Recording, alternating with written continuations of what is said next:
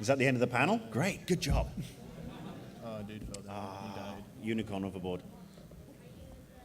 I guess we'll wait it out. It looks like that's the end of our line, though. Give him one more minute. It's packed.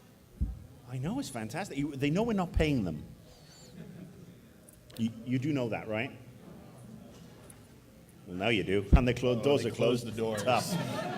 Anyone see No the red getting wedding? out now. This isn't a wedding, right? The lights ruined that one. It's too bright on this side. All right, so that was a soft start, but this is the official start of the panel beginning now. Hey, everybody, thanks for coming! Thank you!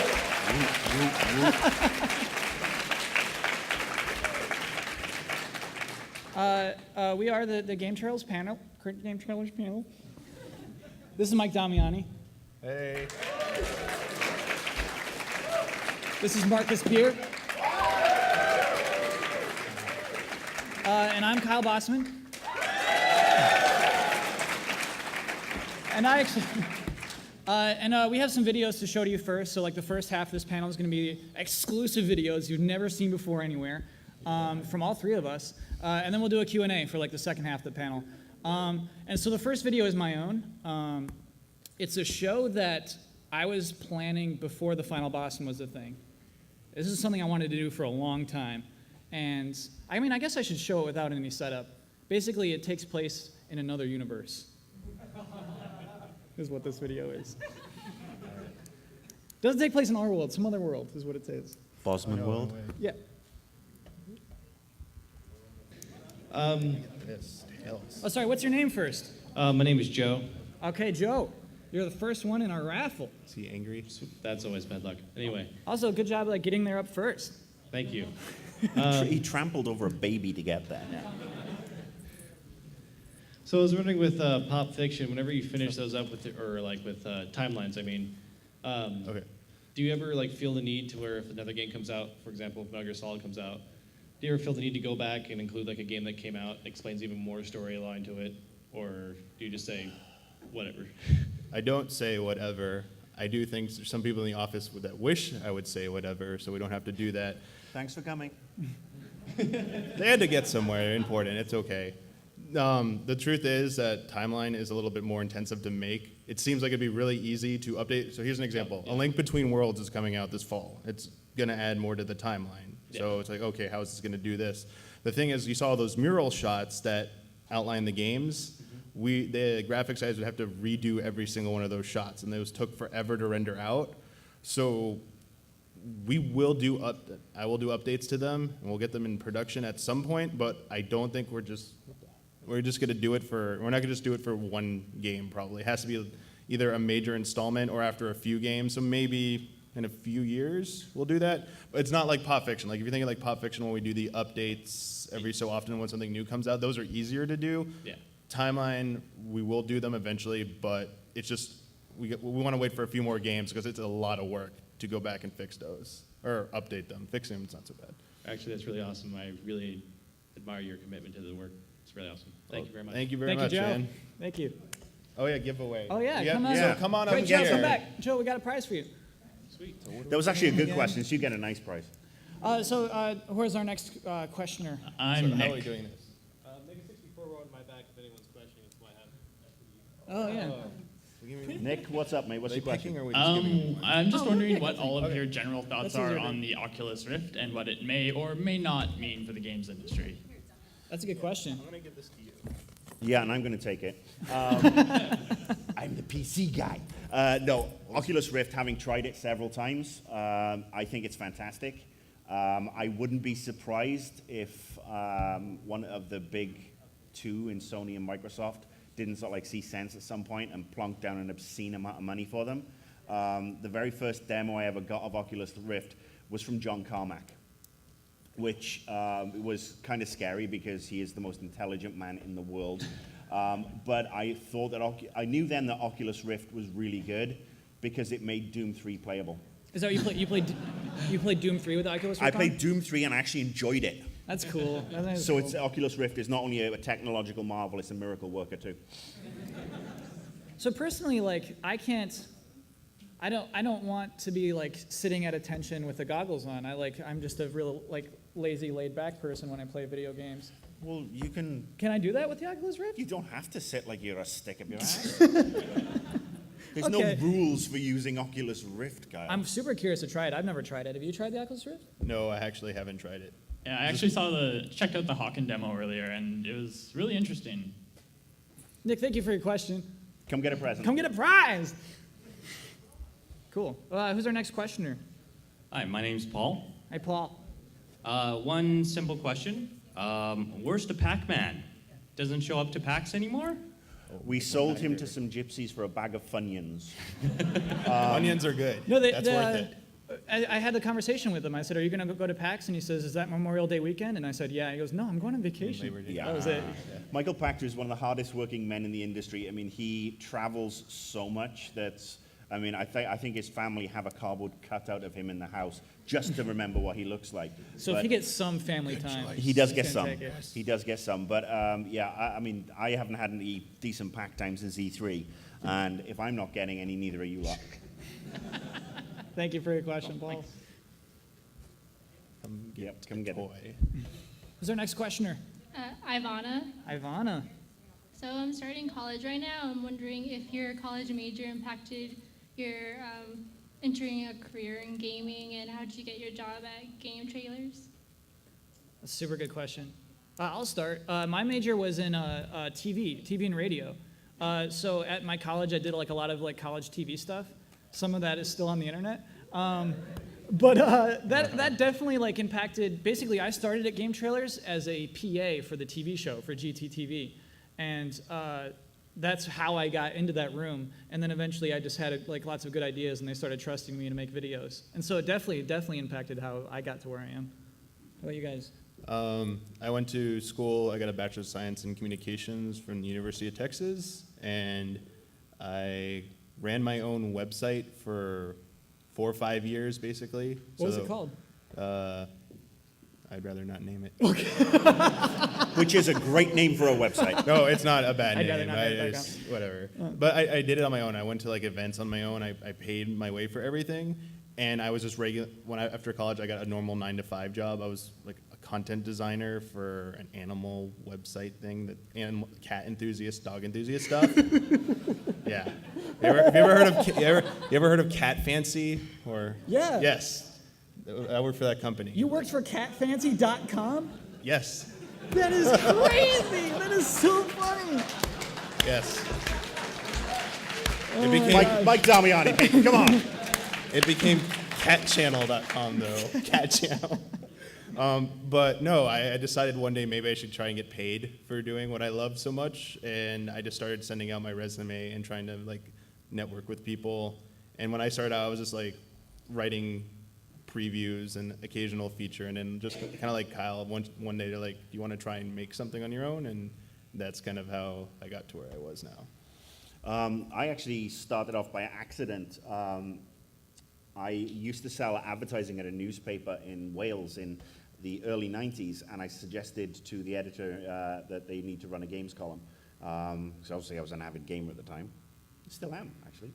But yeah, I suggested it. He said, write one. I wrote it. He published it, which was amazing. And then I did that for a year, which led to a local gig on the local Welsh language channel. So if you've ever heard anybody review Sonic the Hedgehog in Welsh, that's certainly interesting. But yeah, I mean, that actually led to a job then for a show called Games World, which is on Sky in the UK. So that's how I got my start in games. With regards to game trailers, I had pictures, and let's just say that. Thanks for your question, Ivana. Are you guys taking photos after? Sorry? Photos after the panel? Are we taking photos of everyone? No, I'm Yeah. kidding. I know. If you really want a picture, we can negotiate. There's a room over there that's called like the Flavango room. What is it actually She called asked for a again? Is the picture, dude, flamingo nothing room? else. The Fleming, it's something. We actually are going to go over there afterward. We're not allowed to like hang out here, so we are going to be over there just to like shake hands and. You're keeping your pants on, aren't you? Thank you for your question, Ivana. Flamingo. Who's our next questioner? Tyler. Tyler. God, that echo's annoying. Yes. No, you sound great. But you sound good. Thank you. So how does your creative process work? Like me, I just tend to sit on the couch, have a few drinks, and then try to throw things, hopefully stick to the wall. So how does your guys' process work? I want to hear Damiani first. I mean, I don't really, see, mine's more, I don't want to say procedural, but it's more of a technical thing. Most of the stuff I do for the episodes, a majority of the myths come from stuff I grew up with. So I just wrote a list out of all the things I had heard growing up and went from there. And then, I mean, this is going to be, I assume this is going to be a lot different from both of you guys, but I do a lot of research. It's a lot of time like looking up stuff, like reading, what? I don't do any of that. Yes. If you like schoolwork, it's kind of like that at first. And then, I mean, yeah, I don't, like timeline, that's probably more relevant. We sit in a room, a few of us, and we do like storyboards. We write ideas like how we're going to present it, like what the images are going to be, like what that elaborate CG is going to look like, and how the flow of it's going to be. It's generally getting into a room with a bunch of people and just brainstorming.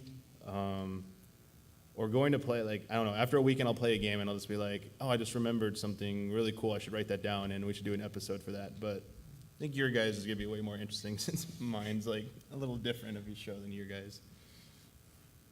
Okay, so mine, my creative process is mostly driven by anxiety. I'm a really bad procrastinator. Like, for instance, I'm shooting an episode tomorrow, and it's like, I'm still not ready for it. So what it is, it's like I have anxiety in my brain that just sort of like pushes me into doing through creative things, if that makes sense. Is that I just, I don't know, I'll write it like the Sunday. I shoot on Mondays, so I write it on Sunday, and then rehearse in the car. My drive's like an hour and 15 minutes, so the whole drive over I'm like talking to myself, figuring out like the voices, and like things pop up in the car too, like the songs. It's like I've never, those all come up in the car rides. And then like when I'm like performing it, that's a whole other revision process because then all sorts of new things come out of that too. My creative process is always revisionary, always working upon the things that you've already done. So a lot of the times the first draft of an episode will just be really bad, and I accept that. And then I've learned that, yeah, I just got to keep reworking that and reworking that. And that's basically my process, if that makes sense. My process is really simple. Kyle's my producer. So I basically think, what will upset Kyle? No, I spend the week, I mean, I record on a Thursday, and guaranteed by noon on a Tuesday, I've got nothing. And then I'll just sort of like sit and go through everything. Kyle will start emailing me normally every 2 hours to start, and then every half hour after that, Please, asking Mr. me, Beer, you know, please. what are we talking about tomorrow? What are we talking about tomorrow? And by Wednesday, I've normally got it like down. But it's just, I mean, for me, I draw on my experiences on who I've worked with and companies I've worked for, and some of the shit that gets perpetrated in the name of games would make your hair curl. Although your hair does look kind of curly. You work for Activision? No, but yes. So yeah, that's mine basically. It's like, what pissed me off in the past? What's pissing me off right now? Who's doing something to screw over the gamer? And then I run it by Kyle, and if he agrees, we do it. If he doesn't agree, We do it. good question. Come up and get a doodah. Lex. Next. Hi, I'm Bennett, 2 N's, 2 T's. My question is, one of the greatest things about watching these videos on game trailers are, in addition to the camera and editing work, are all the great clash of personalities that you guys all seem to have and share together, this sort of chemistry, whether it's Mr. Bosman's youthful exuberance or Mr. Beer's cantankerous cynicism or Mr. Damiani's like coy, dry wit and respectful dedication to the craft. My question is... My question is, You made me if laugh. there's one aspect of your passion for video games that you love to share or that you wish other gamers would have, what would it be? Wow, that's a great question. I don't know. What's your answer, If- Mr. Bosman? If there's some aspect of games that I love that I wish other people would love as well, I don't know. So I try not to like, my feeling is always that like love is love when it comes to games, you know what I mean? Like people all love different games for way different reasons, and so I try not to be judgmental of anyone else's game that they like. It's why I think like there's no such thing as an actual bad game, because like there's somebody can possibly have fun with that. I agree. Yeah. So I guess Embracing others is what I wish other people would do. I wish that other people would just like embrace the way that other people love games. And so if somebody likes a stupid game that just looks awful, never to say, hey man, that's an awful game. Say, oh, that's awesome that you like that game. Different strokes for different folks. I mean, I just really like sharing really great moments in games. Like, Pop Fiction is basically, I love doing that stuff, and doing those videos, I hope that comes out, that's like, I do an investigation, I figure out a trick, and then I go nuts in the office. I think there's one episode where you hear me go like, holy bleep, like in the audio, because I discovered something. Like, that moment, like, I want to capture that, and like, to have people see that up there, because it's not necessarily, that's the personality of that show, is that this ridiculousness leads to something either true or false, and it's this great story. And that's what I loved growing up about games, was just urban legends, urban myths about games, and like getting together and like trying to see if it was true or not, and then it'd take forever, and then you get to that point and it worked, and you'd be like, holy crap. So like those types of things are the best. And whenever someone tells me a story about that, like them finding something like that, that's like the best too. So that's where I go with that. For me, I know it's kind of strange how, a guy who's called Annoyed Gamer actually loving games, but I do a segment for NBC Los Angeles once a month, and that actually is one of my high points, because I get to go into a studio and talk to the non-gamer about games that are cool. And I get, I get to show them Disney Infinity, but I also get to show them Saints Row 4. I get to show them, next month it'll be GTA and Rayman Legends. So it's basically, I get to do stuff when you see so much crap on the mainstream media and the news broadcasts, like, oh, Grand Theft Auto inspired this 8-year-old to shoot his babysitter in the back of a head in a truck in Alabama.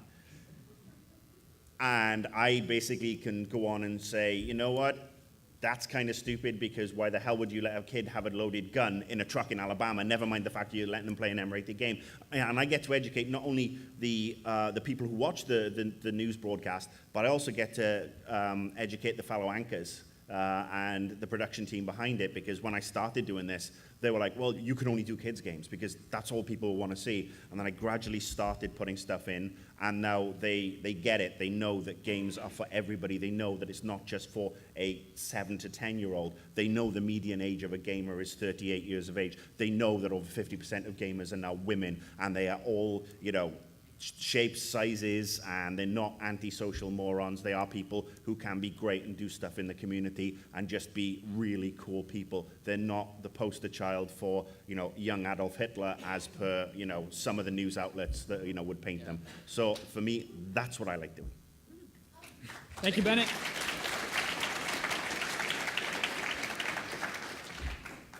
Hi, my name is Nick as well, but you can put down Nick Harnamji or just Nick H will do. Let's do Nick H. All right. I can't really follow up with that guy, but what is you guys' personal standing on Nintendo right now currently, and what would your opinion, what could they do to be better? Release some games. Mike, we only have 17 minutes, okay? Right. Release more games. They did a price cut, so that's good. They need to release more games. They need games now. Like, all these games that are coming out next year need to be coming out now. Mario Kart needs to be out now. Smash Brothers needs to be out now. They're taking their sweet time. It might turn around, but I just feel that there's no sense of urgency over Nintendo. Kyle did a great video that kind of like the whole elephant thing. I thought that was like perfect. Nintendo just has such a big war chest. I think they're just a little bit out of touch. And in that Nintendo 2DS, what? I get who it's for, but I had a conversation with some kids about it earlier today, and they were like, it looks like a cheap iPad. It looks like I'd break it if I threw it. And yeah, I think they're just out of touch, and they need a more sense of urgency. Anything? You guys want to chime in? Well, put it this way. I have my 3DS here. And when the only thing I do is collect street passes, because the rest of the games have just really, I tried Animal Crossing. I tried. I did try Animal Crossing for 3 weeks, and that was 4 months ago, 3 months ago, 2 months ago, I don't know. 2 weeks is a long time to play a game. Especially that one. But no, look, and I know, again, people like it, but for me, it's like digging stuff up and planting trees and, doing... I'm a grown man with a wife and a house. I have to do that shit anyway. It's called chores. But I'm with Mike. Nintendo really needs to step up. They need to bring out the games on a regular basis. They've kept us waiting. Yeah, they've got the price cut, which is great. The 2DS, I'm just waiting for them to announce that there's going to be a strap on the back because it's basically the new Game & Watch. That's something for you young people. Look it up on the internet. It used to be a thing. Everyone knows Game & Watch. They know what that is. I love Nintendo. I think the 2DS is going to sell like crazy. I think it's actually pretty smart. And I think that the reason we're being like, hey, they need to make more games, they need more games, is because they don't have third-party support. They have more like self-published games on their consoles this fall than I think anyone else. You know what I mean? It's just that they don't have the additional games. They don't have Watch Dogs. Well, they do have Watch Dogs. I don't know. Until Ubisoft pulls it. Yeah, exactly. Anyway, I love Nintendo. I think they're doing great. Thanks for your question. Awesome. And actually, I have One question per person. We don't have enough All right. time. Because look at I'm those, sorry. look at Come those get your people t-shirt. behind you. Come They get gotta your get t-shirt. prizes. Yeah. Tell them how many warriors you've got, Damiani. Oh, and Warriors Way? He has 9,900,099 because I know because You know I what's played him sad? this morning. I got that at Comic-Con, and so I ran into someone from Europe who'd played someone in Japan, and it tells you, like, I've heard the biggest army is this. Back at Comic-Con, someone in Japan already had 9,999,999. I thought that was insane. Okay, next question. We're actually, if you can direct it to just one of us right now because all three of us. Oh yeah, let's go to. Yeah. We got 15 minutes. Let's go to Thunder Round. Let's do Thunder Round questions. My name's Adam, Great. and my question is for Mike. Just wondering how often do you run into when you're making your Pop Fiction or Timeline? pop fiction? Yes. Okay. When you're making pop fiction, how often do you run across rumors and it just won't? You're not able to get enough content off that rumor to really turn it into a show. There's quite a few ideas that there isn't enough substance in them, and usually it's that I need input from a developer or someone who worked on the game.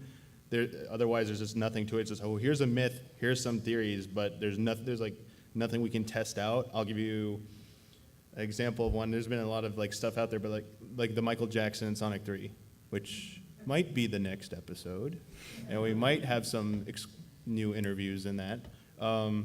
If there were no one would have spoken about that at all, and no one had spoken about it in the past, no one could have there's all that theory out there, but it could be a cool story, and that might have been substantial, but there's a lot of them out there that's just like, so-and-so said this about a game, and there's no test to doing it, just like, I heard you could do it somehow, I don't know how, and it's like, all right, great, call up, one of the developers, and they're like, we don't talk about, I get that a lot. People do not want to talk about older games for some reason. They only want to talk about their current games. Oh, can you work this in some angle to talk about like one of our current games to promote it? I'm like, so yeah, that does happen. So. Thanks for your question, Yeah, Adam. thank you. That was not a fact. We're gonna have faster answers too. Yeah. Yeah. Speed round. Okay. Hello. Hi, All right, my name's Phil. Phil. This one's directed towards mainly Damiani, but maybe you two could answer it if you could answer it quickly. Okay. So you just talked about the experience of being told for Pop Fiction, being told this ridiculous story, this ridiculous setup to achieve this goal, and then you go out to try to execute it, and then that happens. You see that, holy shit, what the fuck, how the hell did I just do that moment? Mm-hmm. Which of those moments do you think is the most memorable, or the one that just kept your jaw on the floor and you couldn't get it back up? I think not actually working, but seeing the results of it was probably the Super Mario Brothers, the minus world glitches, the secret worlds by swapping the cartridges. Just the insanity of how the worlds looked. There was some ridiculous crap going on there, and I just like, what? I didn't even know what was going on. I mean, I knew what was kind of going on, but just seeing that. I think getting all the damn coins in Super Mario 64 still stands as like the most frustrating thing, and after I did it, I was like, I knew it was gonna work, but I was like, I did it. I got every freaking coin in this game that I know about, and I am done with this. But maybe Mega Man 9. That was great. But that didn't end up working. Or it turned out to be crap. It's a cool test though. So. Thanks for All your right, question, thank you. Phil. Hey guys. Hi. My question is for anybody Sorry, from what's the your name first? IW crew. What's your name first? Oh, Jan, spelled Jan. Cool. So this can either go to Marcus Beer, Mike Damiani, or even Kyle. You've been a guest on Occasionally, Invisible yeah. Walls. Sure. First off, you guys are awesome.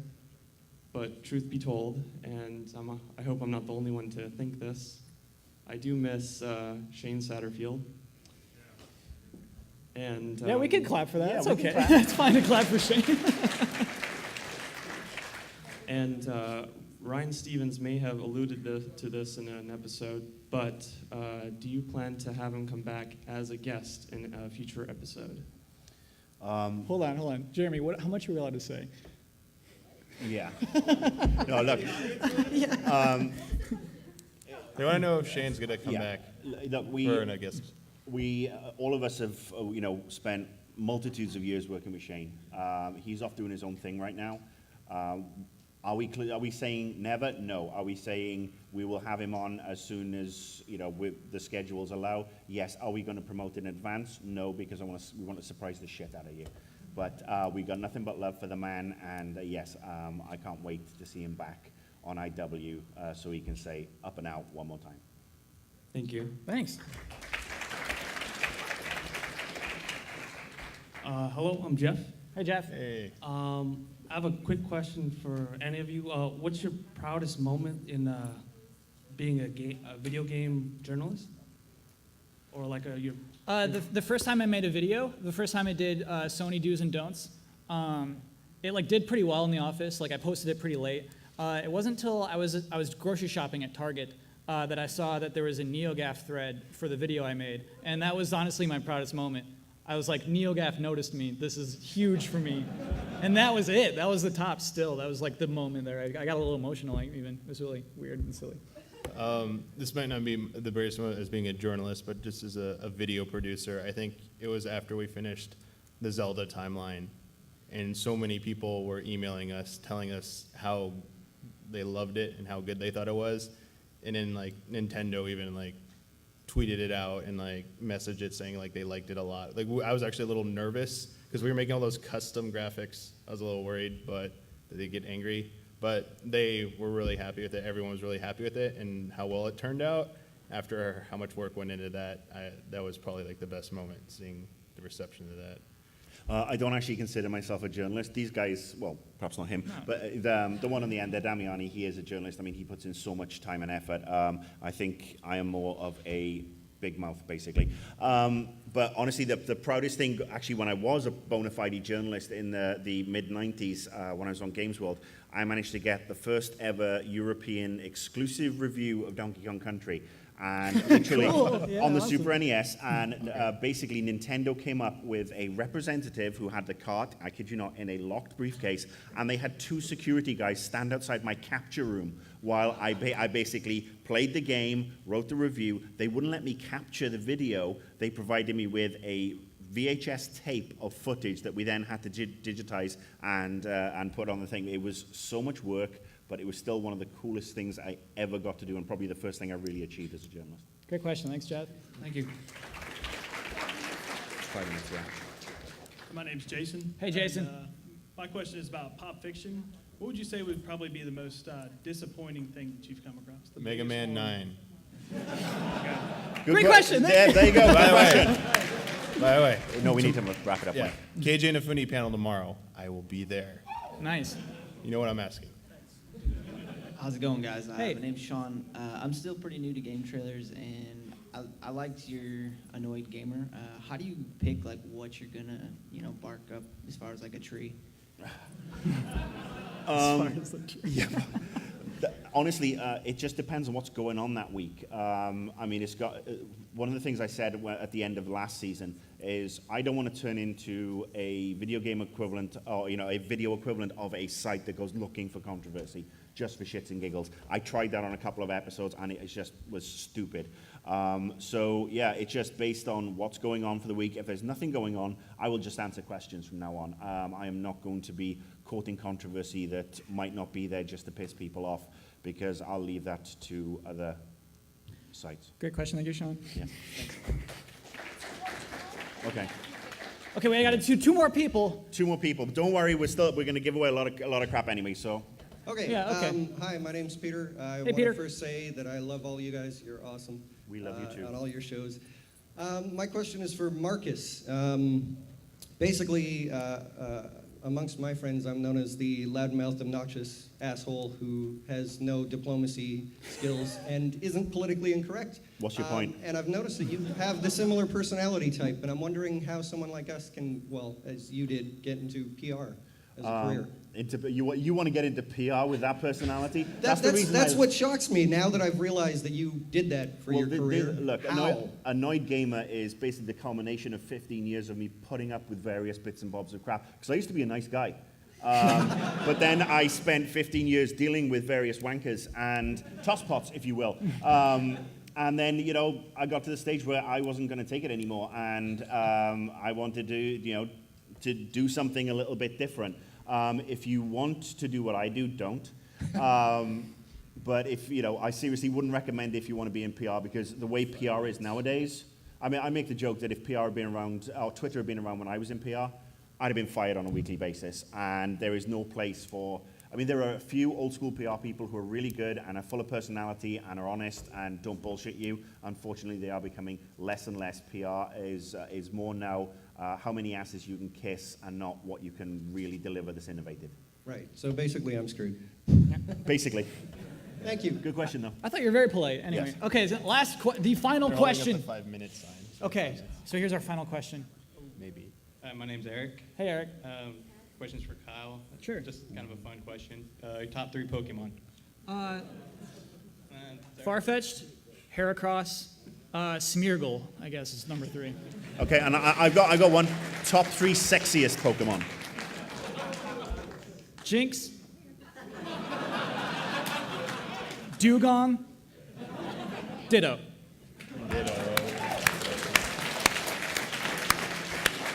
So wait, do we have time for one more? Yeah. We have time for one more. That's not the final question. We got one more. That was a quick question, lightning round. We're doing it. Hi, hello. Hi. Hi, I'm John Chu from Vancouver. Cool. My question's pretty simple, but yay, Vancouver. So you guys did awesome today. I liked the talk. My question's straightforward, very simple.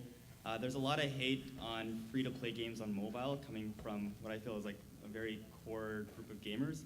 I'm wondering sort of what the issue is there and how to make it so that core gamers can appreciate all forms of games, whether it be on tablet, on flash games, on. You're right. That's sort of hypocritical of me, isn't it? Because I was talking about spreading the love, whereas I find those games. I don't think there's a lot of meat to them. To free-to-play mobile games. So let's talk about Puzzles and Dragons. Hey. Don't like Puzzles and Dragons. I don't like it because. Quiet in the cheap seats. I miss a game that's structured around spending money. I think is the wrong way to design a game, and that's what a lot of free-to-play is. It's how can we figure out how to make people spend money? And a lot of it's designed psychologically to make that. And so I think if that's your main goal, I think the spirit of your game is a little off, and I think that's where I'm upset.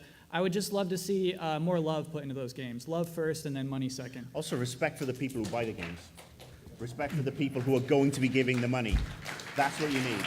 If you can't respect the gamer, piss off. And that's the last question. That is the last question.